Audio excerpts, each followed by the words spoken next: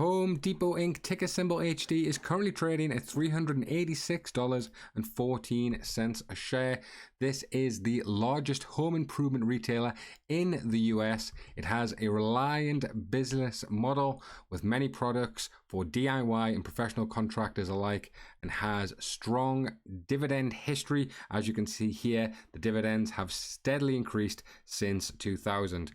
What we're going to be doing is looking at the stock price, seeing if it is a buy or a sell, then going to my automated stock valuation spreadsheet to look at the latest company's financials, and then give a fair value using the discounted free cash flow model, comparable company model, dividend discount model, and the Ben Graham formula for intrinsic value.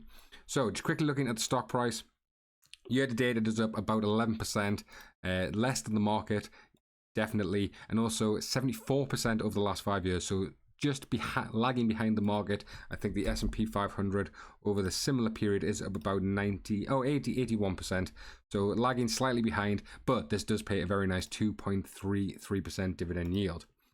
So if I go to my automated sheet and type in the ticker HD, this will load up all the latest company financial data. If you're interested, check out my Patreon, which I do not have here. Oh well, it is in the links down below.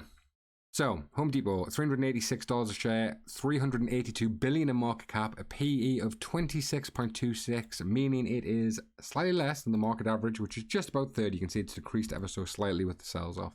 Earnings per share, $14.72, a beta of 1.03, meaning it's just about as volatile as the market. And analysts do say it is a buy currently, with a target price of $430 a share. Now, talking about that dividend, 2.34%, meaning you'll get paid $9.04 a share. Is it a safe dividend? Yes, it is. They pay about $9 billion, and in terms of the net income and free cash flow payout ratio, it's about 60 and 70% respectively. If you want to get paid your quarterly dividend, buy before the 27th of February next year, 2025. So let's have a look at revenues. Just shy of the all-time highs, 154.6 billion, down from 2023, but it is increasing. So they have leveled off slightly since the pandemic. Usually they have steady revenue growth, but they have leveled off in the last 2 years. What are they doing with that revenue? Are they able to make more profit? Currently, the answer is no. 14.61 billion, down from the highs of the prior 3 years. Free cash flow, are they increasing their free cash flow? The answer is, well, similar to net income, 12.76 billion, down slightly from the prior year.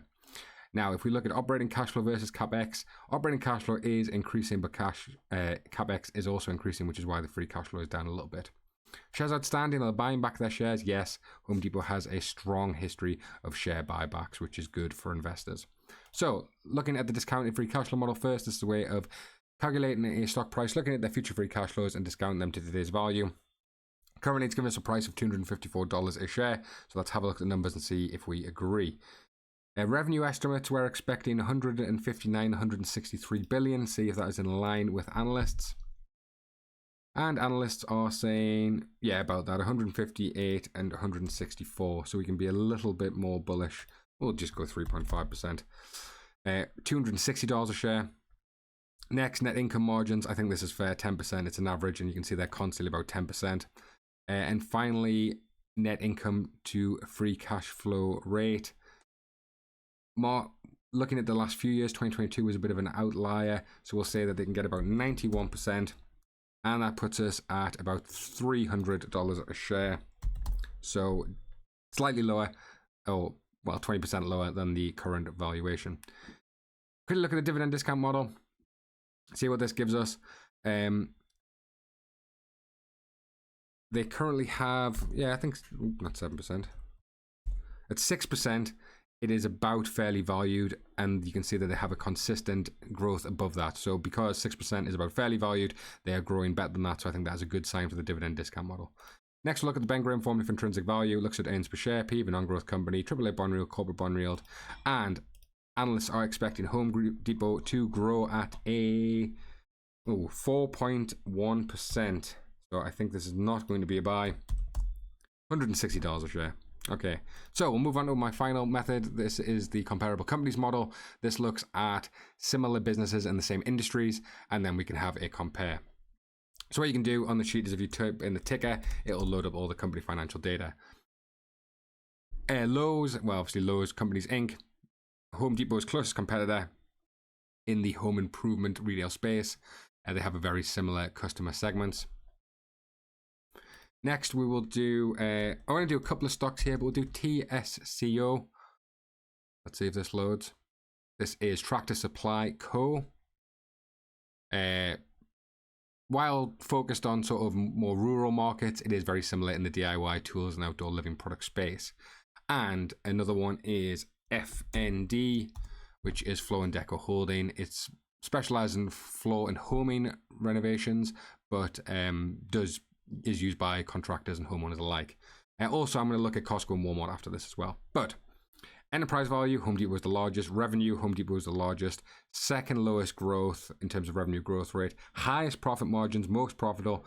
Price to sales, it does have the highest, but market average is around about 3, so lower than the market average. Price to book, all over the place here. PEG, Peter Lynch's price to earnings growth, it is one of the highest. And then the metrics we're looking at here is EV to revenue, EV to EBITDA, PE, and forward PE. So EV to revenue, it is one of the highest. Now is the highest, sorry, which is why it doesn't like that. EV to EBITDA in the middle. PE, Floor and Deco Holdings does have the highest PE. Home Depot is higher than that. And then forward PE is one of the lowest. So $410 a share looking at all these. If I was to just take out FND, you can see it puts it at about fairly valued, $350 a share. Next, we'll look at Costco and WMT. These are kind of the leaders in the space. I just want to see what we could compare against these. So it loads up all this. Now Home Depot is similar size to at least Costco, not so much Walmart. Revenue lowest, revenue growth rate second highest, highest profit margins. Look at those margins compared to Costco and Walmart. Higher price to sales, highest price to book, middle of the pack, PEG. EV to revenue the highest, $250 a share. EV to EBITDA lowest, PE definitely the lowest, and forward PE the lowest. So puts it the range of anywhere between, based on the averages, 250 and 500, which gives you about 460. So overall, if we were to compare it to sort of the giants in the industry, it does look like a buy, whereas sort of more smaller companies, it's trading at a bit of a higher multiple. Right, guys, thanks for watching. Please give a like on the video if you're interested. I'm going to try and quickly load up my Patreon page and see if I can move it over, because unfortunately let's put you here and make you full screen. So yeah, if you're interested, $1.50 a month for the help me out tier, but if you're interested in the sheet itself, it's $4 a month.